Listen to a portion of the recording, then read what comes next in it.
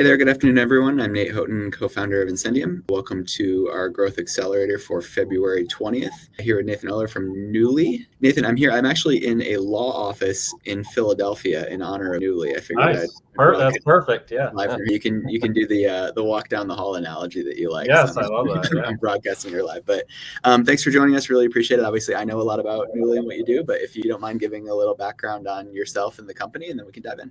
Sure. Yeah, I've had a bit of a strange path to get here being an entrepreneur. So I started working on Wall Street, like in Manhattan, taking the train down to Wall Street. Did that for a bit, went back to business school at University of Chicago. And then I spent the next really 15, 17 years as a corporate executive, mostly at global consumer products companies with 20,000 employees. I will say I was often the internal kind of captive entrepreneur where I was head of innovation or large capital projects, things like that, and had been thinking about doing something much more entrepreneurial. And so my co-founder in this is from, not to kind of jump too far ahead, but is from the legal industry. And he had worked at, kind of AmLaw 100 and then went off on his own and had the idea for helping people in his exact shoes who were had stepped away from big organizations and were trying to run a solo or small firm. And that's what we do now. So yeah, Nuooly is how you say it. It's a community for really sophisticated solo and small firm professionals like attorneys, CPAs, fractional executives, almost all of whom used to work in a large organization of some sort. And whether that was a firm or in-house or at agencies like the SEC or IRS, and then have made the really brave transition to lighting out on their own. And that's the group we work with. Almost everybody's really partner level and above. And they also are predominantly focused on business clients. So not as much kind of retail focus like personal injury or criminal or some of that stuff. It's really kind of business focused professional service providers. Cool. I want to dive into that in a moment. I think we certainly have some overlap with some of the people who might be watching this, and definitely a lot of fractional executives, I think. Yeah. I am always curious though, and I know you and I have talked about this a little bit privately, and I've shared, I think it's interesting to talk to an entrepreneur who had such a long career in the corporate world before that. And I'm always interested to hear from you, like in talking to other entrepreneurs and thinking about how you make decisions and just going through your day-to-day. Do you think you do it differently? Yeah, that's a really good question. I think about that a lot. I mean, there were definitely pros to having been a bit of an older founder and having that's been right. Like there's actually a lot of data on that now. Yeah, and I think, you come with a set of skills, you come with a network that's really helpful. But that being said, I had to learn and am still learning a lot of new skills all the time. I mean, particularly around just operating with less information and making faster decisions. And you startups in a good way are in an environment where you can make mistakes and it's not the end of the world and you can recover. And actually speed is so important. And some big, like I worked at PepsiCo or some other companies where out of the gate you're servicing a company like Walmart and you right. So like the stakes are higher earlier. And so that environment's different. But for me, it's been a really nice combination of leverage stuff that I had in my background, but then also build the really interesting set of new skills and meet people like you and other folks in the entrepreneurial community who I'm learning from all the time. Cool. I think some other parts have a lot of, I think of it, it's interesting. Like if I talk to people I worked with at these huge companies, or I talk to mostly who I talk to now, entrepreneurs, they all think the other bucket's kind of crazy. Like, how could you do that? And to me, what kind of connects it all is you're just problems, right? And I think any good business person, whether they're at a huge company or a small company, you're interested in solving problems. You're interested in what authentically what your clients' problems are. And in some cases, being at a huge company is the best way to solve those problems. Certainly a company like Pepsi, if you have to put physical product any place on the globe within reach of someone, it's like you need a huge amount of assets and resources to do that. Whereas other problems, like the problem we're solving now, big companies just weren't interested, or they always were thinking of it from kind of legacy points of view. And being a new company was really advantageous because you could do things differently and you weren't kind of tethered to some of the legacy infrastructure that other companies had. And you're doing the same thing. You're solving problems, and for me anyways, that's how I think of them, as being not totally crazy different things. They're connected because it's Yeah. like, yeah, you're just trying to solve people's problems. How you do it's a little different, but Yeah, and I'm sure you're right. I feel like likely a lot more overlap than either side knows. It's oh just yeah. it's interesting how rarely you get to speak with someone who's seen both in such depth. So that's certainly cool. And so you mentioned who Nuuly's for. What's the pitch? Like, why would someone join Nuuly? Why to tell you that they like it? Sure. Yeah. The long-term vision a bit is, we say, independence without trade-offs, right? So we're really trying to replicate for people the things that they like at a big organization. So the network, the resources, the support, the camaraderie, even, and Mm. give them access to that when they are charting their own independent path, and not make them feel like, well, I had to be either or. We're like, well, no, here's this thing that people like in those big settings. Now let's see if we can replicate that in a way that we can give back. So that's kind of the long term. What we're doing really tactically right now is connecting, really two things: connecting people with each other. That's one of the big like ahas our members have when they leave a big organization, is like, hey, I really need to enhance my network of other solo and small firms, because if my clients wanted to work with Latham Watkins or E&Y, they'd be working with them. So they're working with me because I have a better cost structure, I'm paying them more attention, all sorts of reasons. So how do I find other people like me to work with my clients when other needs come up? And that's kind of the network bucket. And then the second bucket is, most of our members will be like, hey, I feel really confident, I'm an amazing practitioner of what I've been trained to do. Nobody trained me to be a small business owner. And now that's what I am first. I'm an entrepreneur, small business owner, and I just don't know how to do that. And I would like some help. And so we put them in these mastermind groups where they work in peer settings, really self-teaching with some guidance from us on how to be better small business owners. And that's Mm. really powerful. And we always say, like, nobody joins our community and is a mess, and like we straighten Right. out. These are people who went to Harvard Law School, Yeah. they worked at some of the best firms or agencies in the world, and then they're all functioning at a high level, but they're interested in accelerating that and getting better at it more quickly. And so that's, finding each other in the network piece, and then being able to talk to each other and learn from each other and share what's working and not working. You can just see it, like, has a huge inflection point on how they Mhm. run their firms. And that's the super short pitch is, hey, we've got over 500 amazing people like you, and are you interested in meeting them and working with them and learning how to run your business better? And that's Mhm. literally how it. Yeah. And people get it right away, because they're often like, hey, where has this been? Like, it's kind of, why hasn't somebody done this already? And that part's been great. It just is really, it feel like selling. It's just really clicking with Yeah. a need people have, which has been fun. Yeah, so it's related questions. So the most membership model, right? People pay to be a member, right? Yeah, that's the economic model. Yeah, Right, we're not a marketplace. We're not right, doing forced matching. We're not right. doing lots of transactions for details I won't bore everyone with. Yeah, so it's a membership model, and people join it, and once they're in, they can connect with each other and participate in kind of all the things that we do. So two questions which might be related. One is, have you found, or do you anticipate finding as you grow, challenge or tension between like the tier of people who are joining, just the quality of the people, and having a big enough market to continue to grow? And the second would be, do you see other economic models in the future as well, in addition to the membership? Yeah, sure. So on the first part, it's something we talk about. Honestly, the market is so big Yeah. that we can keep it really exclusive and with people who have these amazing backgrounds, and still become a really large scale organization on the order of Mhm. magnitude of, hundreds of millions of dollars of Right. ARR, and not be that big. And there's some really good analogs out there in like Chief or YPO or EO, where they've already shown that that's Absolutely. possible in really big organizations, but are still really exclusive.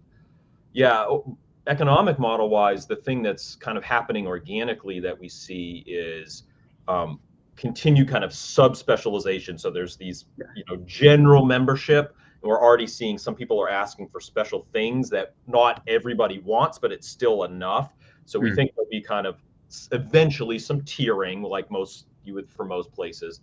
And then the other has been people wanting access to this group of folks, but in a way that, and we've been very careful so far, So like think affiliate sales models or things like that. And I think there's a place, I don't think we'll ever be in a like ad model or anything because that doesn't fit with what we're doing, but I think there's some matchmaking there where we're getting asked by some of our members for recommendations of types of vendors, and some of those vendors are coming to us saying, hey, can we create forums where we could get in front of your clients in a way that fits with your culture and what you're doing.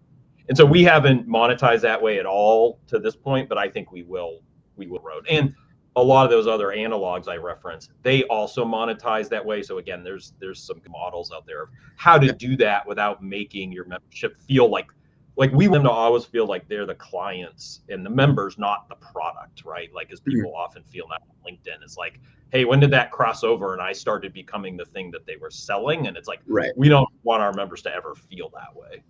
Yeah, and you don't have to because they're paying the membership fee, right? It's like if you have something and you're not paying, you are the product. That's how the business works, right? But I think you anticipated the question, I think, really nicely around like what I think the YPOs of the world have realized is that the best way to sell to these people is not to come in with a hard pitch anyway. And if you're going to have these want to get in touch with an elite membership, the best thing they can do anyway is to come up with some interesting discussion or content or useful, helpful material, right? Yeah, exactly. So everything kind of aligns nicely there, which makes sense. What's the oh, actually, I was going to ask. So you mentioned attorneys, you mentioned accountants. Yeah. What are some of the verticals? Like if somebody's watching this and they're an independent professional, like what are the verticals you effectively can service, and which ones like would you not? Sure. Yeah, for sure. For now, the big ones are attorneys, CPAs, and fractional executives, so fractional CFOs, fractional HR, fractional sales. We also, over time, are going to expand more into executive coaching, board augmentation, and think of it like the bullseye is really any solo or small firm professional who is servicing a small and medium business, and mostly on an ongoing basis. So we certainly have some people who do transactional things, one-offs with companies, but generally our folks are finding business clients and then working with them on a repeat basis. So for instance, like you didn't hear me mention, ex-McKinsey folks who are wonderful folks, but often when people are doing project consulting work, hey, where's my next project coming from? And there are some other wonderful communities out there for those people doing those things. But it's very much where's my next project, where the big problem we're solving for our members is not new business. Like members get new business through our community, but generally they don't have a leaky bucket. They have a pretty good set of recurring revenue, and they're solving for issues of, hey, I need to face up to my clients with, like I said, with that network piece, or I need to just learn about running my business. And so that's where we're solving a little bit of a issue there. So it's more about their model than their vertical in terms of what. And Nuooly didn't exist till we created it, because almost everyone who comes at freelance labor is approaching it from a two-sided marketplace standpoint. Hey, these people's number one problem is work, and we're going to help them matching. And for our members, not usually the number one problem. And so if they wanted to be on Upwork, they could go be on Upwork today. It's like none of them are, because it doesn't really solve the issue they're looking for.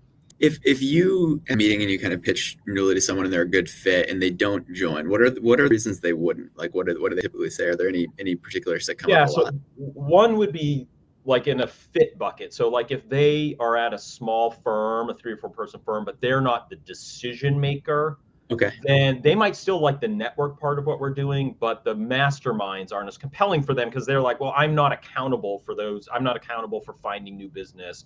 I'm not accountable for hiring and running the business. And so for them, they're just like, well, I'm not too interested in those topics because I'm not the accountability. And that's usually, and you try and screen for that before we even get to a meeting, but sometimes we get, and you can tell usually right away. And it's one of those, it's no hard feelings. It's like, it's not a fit. Yeah. We will even volunteer like, hey, this probably isn't for you. Yeah. The other side, for people who are a fit, most of them do join, which is great. It's every now and then people will be overwhelmed, right? And they'll just say, I feel like to get the most out of this, I need to commit, time to really being present in the masterminds and then following up with things after the masterminds. And because I'm so busy and overwhelmed, I don't feel like. And then we try and break that, because it's like the chicken and the egg. It's like, but you're going to learn things. We already know you're going to learn things in that setting, that help you feel less overwhelmed and help get your feet under you and help. You're going to see, and we almost can guarantee, like you're going to look, you're going to learn stuff in the mastermind that more than saves you the time that it took you to show up to the mastermind. And so it's a lot, but if we get resistance, it's that issue. And then we try, and honestly, I love the size we're at. We can do whatever we want. So we try and break that somehow of like, hey, here are some suggestions, or what, come to one and you'll see, or hey, it's, a lot of people will think, well, it's like, no, it's whatever time commitment you want. Come for an hour a month, and there's no homework. There's just like self-contained, and you're going to learn something that's going to save you probably 5 hours and get in. Yeah. Anyways, those are the two things that come up the most, though. The no homework thing is super interesting, because I this idea of like, all right, I can turn my brain on and focus on a conversation with someone for an hour and kind of learn that. I know that you're typically they're better established. Have you learned anything in talking to them about challenges that they faced when they got started? For sure. Or like big law and ended up not being a big deal? Yeah. So the challenges when they, like, are you saying the challenges within big law or when they first went off on their own? When they were thinking about doing it, what was daunting to them and what of that was actually true, I think? Yeah. So for sure, the most common one you hear is like, am I just going to have enough business right out of the gate? Yeah. And that's why we actually, I said earlier, we typically don't. We have members who are brand new to being independent. Generally, our members have been independent 5+ years, and they've generally worked in their field for like 20 years. And so, but for sure, when people think about leaving, there's just like, am I going to have enough clients and pay the bills out of the gate? And the big, I think, is particularly for the type of people we target, it's like almost all their business comes from referrals and word of mouth. And people are actually usually glad when they've gone off, because they're like, oh, that person's amazingly talented. And now they're charging half of what they used to charge. Sure, yeah. So they actually generally find, like, not that it's easy, but it's like they can pick up clients. And the challenge that they didn't anticipate was the running the business. It's like, no, I have two. I mean, our most common thing we hear in 2024 from our members was, I'm too busy. I have too much work, and I'm having trouble really in the next life stage cycle. I'm having trouble starting to scale my business where everything doesn't revolve through me and around me.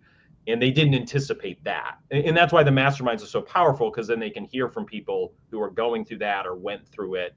And there's an infinite number of ways to solve that issue, but it's the one that they didn't anticipate generally, which is like, hey, it's like plan for success. You're going to be successful. Now start thinking about what you do at that point. But folks are so like, I got to make my mortgage payment out of the gate. And that's what feels so risky, as it should. It makes sense, but it feels really risky. Now we are seeing across this whole basket of members, and we see it's not nearly as risky as they thought it was front end. And they'll tell you that. They're like, hey, I maybe delayed going independent 3, 4, maybe a decade longer than I should have, because I was worried about that. And in hindsight, it wasn't as big a risk. So anyway, it's a whole other set of skills. I get it. When you're in the moment, it feels extremely risky. Yeah.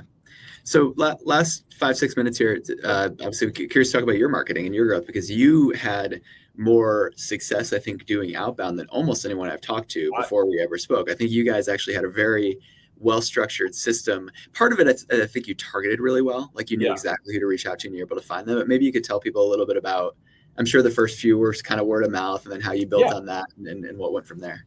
For sure. Yeah. So exactly. Like the first were kind of people, first like handful where people had it in the network. Pretty quickly, we wanted to show that we could do it with people we didn't have already a connection with. Yeah. And we did cold outbound outreach, which I'll be honest, you and I have talked to, I had a very bad attitude. I wasn't, just a bad perception of it. I didn't think it would be useful. And one of the things that it was for us, and I'll share, I think, why. But another thing is, I heard at some point somebody said early on, they're like, hey, you're thinking about the like metrics wrong. Because I would be like, oh, well, my percent response rate is very low. And they're like, yeah, don't think about it like that. Think about it as like, what are you getting as input of your time?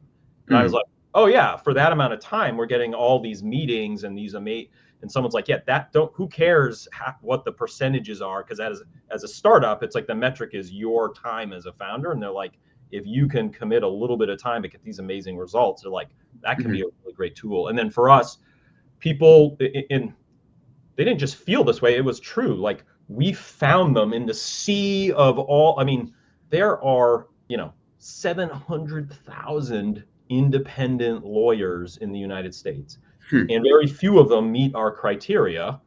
Still big enough to make a big business, but like it's a subset of that.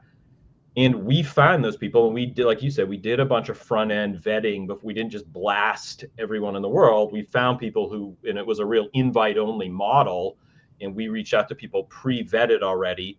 And then we were just what we believed was authentic, and it wasn't about us selling to them. It was, let's us learn about the journey they're on and the practice. And that, we, like you said, we tweaked that over time, and that became really successful for us, where it was almost like the initial meeting was like a learning meeting for us, Hmm. not even poking deeply at their pain points, although we got to a place where that naturally was coming out. Although what we also found is, like, most of our members, they don't, if you get on and you said, hey, tell me your pain point, they're going to be like, I don't know what you're talking about. I mean, But if you get on and you're like, hey, what's your life like? They'll share, and you ask open-ended questions, they'll share all this amazing detail with you, and you realize, like, okay, here are all these problems I can help them with, even if they just think about, like, I'm just trying to get work done. And you're like, yeah, but let me help you make that easier. Right. And then often we weren't selling. It was really just, it became clear there was demand there. We would often tell people at the very end of the first meeting, often we would spend maybe a minute or two talking about what we did. And there was just this like organic connection where people were like, I'm interested in hearing more about this because it Yeah. seems like something that I would use. And so I think, given how we approached it, and it's how we've gotten to this point, most of our members have come through that. Yeah. Now, making it sound simpler, like we did a ton of iterations, as you and everyone else knows. But once we found what worked for us, it really worked well. Yeah, the last thing I'll say is just one note that we've talked about. You've had a lot of success on LinkedIn messaging, and I do think this is kind of a generalizable point from the perspective of, if you have a sale right, if you have a sale that's really based on, a connection with a certain person, LinkedIn's a very powerful tool, if only because you have a profile and a picture, and you can kind of know the people. So I think that's been an thing to reflect on with you as well. For sure. And that, and for anyone who is doing sales more into a big enterprise environment, some of the tools we use can be a little more tricky. Like, we are lucky in that these are business decision makers. The fee they pay us is tax deductible. That's all nice. And they are typically the sole decision maker, though. And so that makes it really work well for that kind of setup. And as you're learning about their business, they know their business, so they can give you most of the information, whereas in an enterprise setting, they often have to grab other people to provide context, whereas we're really lucky. Like, these people can provide all the context and they can make the decision, and our price point is very modest, which we've heard from our members. So it's also not this earth-shattering decision. So that all this process really well. Very cool. Well, thanks for joining us, Nathan. Really appreciate it. We're glad you could take the time. I know we both have to run to another call at the top of the hour, but hope everyone enjoyed this. We'll post more clips, and looking forward to continuing to work together. No, thank you for having me, Nathan, and thanks for all the work you've done as a partner for us, as well as I know you do all this work on the community side with entrepreneurs, which I've really benefited from. So thank you. Glad to hear it. Thanks so much. All right, thanks everyone. Talk to you again soon.